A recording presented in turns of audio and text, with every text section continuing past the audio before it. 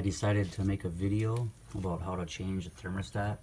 This is a 2005 MerCruiser 3.0. I don't know if you can read the data plate. That's what this one is.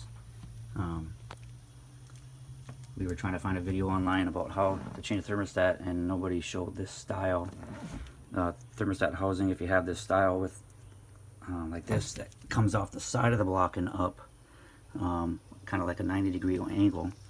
This is at least what it looks like. I gotta pull that bracket off. I already took everything off and cleaned it up because it was a bear. So this piece was driven right down in tight against the thermostat. So what I did is I took a punch, knocked down, and broke just this little piece open so that I could kind of pry it in, and then I worked it all the way around and broke it loose and then worked it out, because it's Memorial Day weekend and we want to get out on the water today. So anyway, this was stuck in there pretty good and I got it out, but it's got a little notch there. I think if I was going to do this again, I was worried that if I cut it with a saw that it would leave a gap and it might start spinning around in there. But what I would do next time, so you can kind of see the notch right there, I would cut right on the edge of one of these holes, probably on this side. Just cut with a little hacksaw blade, come up and cut it, and then pry it over and around. This is more like just a spacer to hold the thermostat down. But once I worked it out, it came out, so I kind of took some sandpaper and cleaned off the little bit of corrosion around it. But that's what I wanted to do. There was no videos online, and of course, just pop the thermostat out, and I kind of cleaned up on the bottom. It kind of looked like there might be a gasket under the thermostat. It felt a little soft, so I didn't mess with it.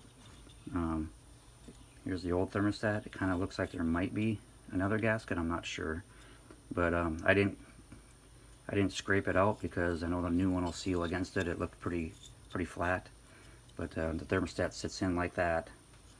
So you can kind of see this one was running around 190 degrees yesterday when we were on the water, and it's a 160 degree thermostat, and he noticed it was running warmer than it normally does. But it's pretty basic. Take the two bolts off the top. You're gonna have to tap on the cover with a hammer to knock the gasket loose, and then pry it off. But I scraped it all off, cleaned it off with some sandpaper. If you're doing sandpaper, stuff something down inside there so you don't get any sandpaper grit down in there. But I did that, of course, before I put the new one in. But yeah, it just pops in and goes in. Put a new gasket on.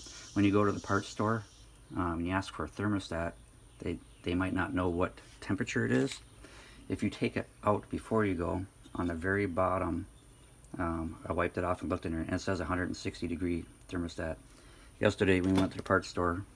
We got there like 2 minutes before they were closing the doors, and we had already called them, and they had the parts sitting up at the front desk. But I wish the parts guy would have mentioned that, oh yeah, you need a gasket too. But of course he didn't, so we get to take another ride today and see if they've got a gasket. But anyway, at least we got it all apart. I know what we got to do next time. I did see these brand new online for around 11 bucks. Of course, the parts store that we went to, I checked on their website and they didn't have one. So this morning I was thinking about trying to figure out how to get this thing out without destroying it so we could get out on the water today. And I knew if nothing else I could make a gasket if I had to.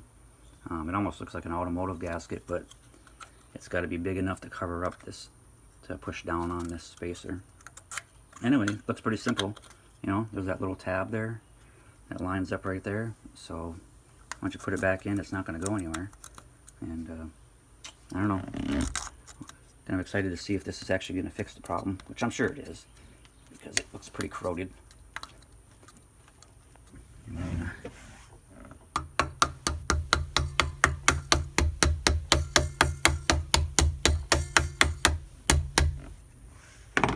So that's about it. It pushes down. Once you put the gasket on there, it just pushes that down in place, and that should be it.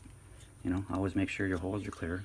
That way, you got a hole right here, and you got looks like a little bypass hole that goes down into here, I took this hose off and made sure it was open, you know, chiseled out a little bit of the corrosion that was in there. And then while I was in here, yesterday when we were out, had a squawking noise. Of course, both belts were really loose. I just tightened those up.